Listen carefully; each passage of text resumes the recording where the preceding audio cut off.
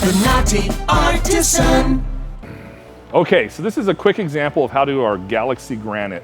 What I've got is some clear epoxy just mixed up in this cup right here. And all I'm gonna do is take a little silver glitter, take a little popsicle stick, and it doesn't take a whole lot. I'm gonna put it into our epoxy just like that.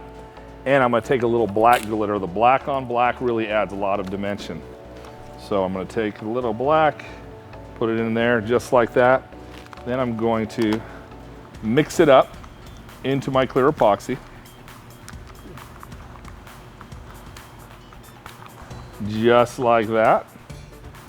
I've got a sample board here painted with Behr Paint and Primer Broadway Black.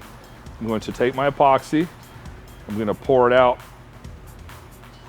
right onto my surface, just like that. I'm going to spread it out.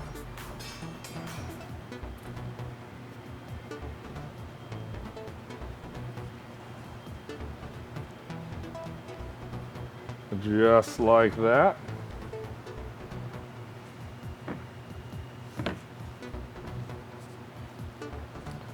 I already spread it out. I'm gonna take the torch.